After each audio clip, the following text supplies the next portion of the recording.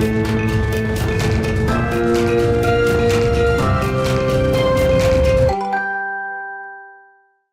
êtes toujours sur Be Smart for Change et nous sommes sur le sommet de la mesure d'impact. J'ai le plaisir d'être en compagnie de Marc Sabatier. Marc, bonjour.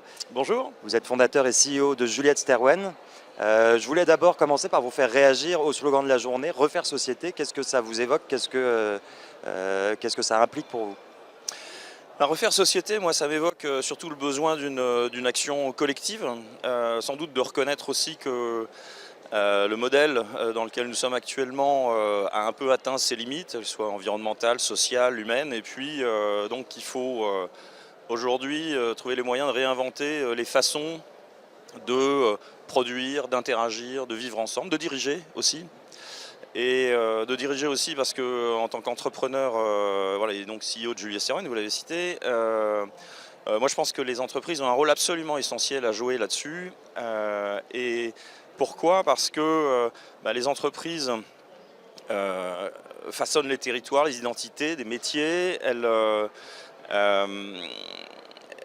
ont des moyens, elles ont des leviers d'innovation, elles ont des talents et par nature, elles ont des femmes et des hommes qui travaillent pour le même objectif commun. Donc on est en plein dans le sujet de refaire société. Alors c'est la raison pour laquelle nous, chez Juliette Sterwen, on est présents et on souhaite être présents à cet événement. Parce que chez Juliette Sterwen, depuis le premier jour, on associe performance économique et engagement sociétal.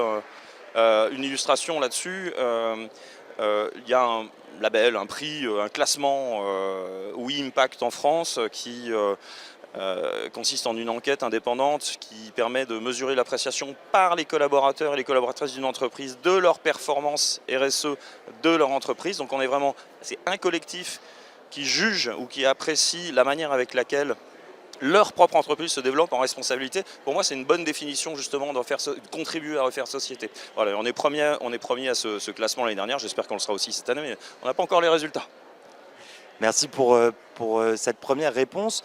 On connaît votre engagement en matière de transformation durable. Là, c'est l'aspect social qui rentre en ligne de compte aujourd'hui en tout cas.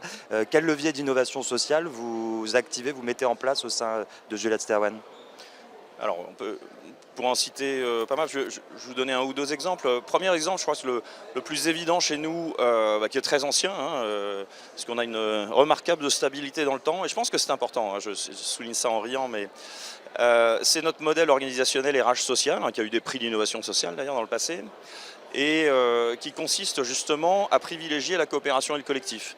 Toutes les barrières au collectif et à la coopération ont été enlevées pour construire un modèle qui est aujourd'hui totalement plat, qui est régi par trois choses seulement. Une ambition qui est d'être utile, 5 rôles et 34 règles du jeu chez nous.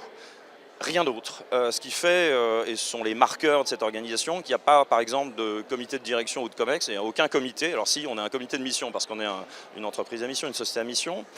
On n'a pas de budget, on n'a pas d'objectif financier. On ne peut pas avoir d'objectif financier si on dit que notre ambition est d'être utile. On perdrait tout le monde en disant que notre ambition c'est de faire 15% de croissance l'année prochaine, alors que notre objectif c'est d'être utile. Enfin, bon.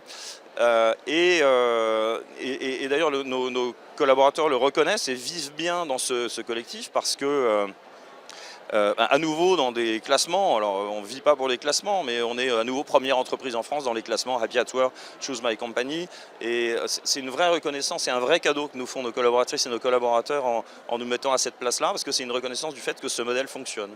Si j'ai le temps de donner un second exemple, c'est notre système de partage de la valeur, qui a eu le Grand Prix RH d'envergure de République RH sans faire de publicité l'année dernière, et qui consiste à ce que depuis 15 ans, les fondateurs de Juliette Sterwen chaque année donnent une partie de leurs actions à 20 ou 30 collaboratrices et collaborateurs qui sont peu ou pas actionnaires.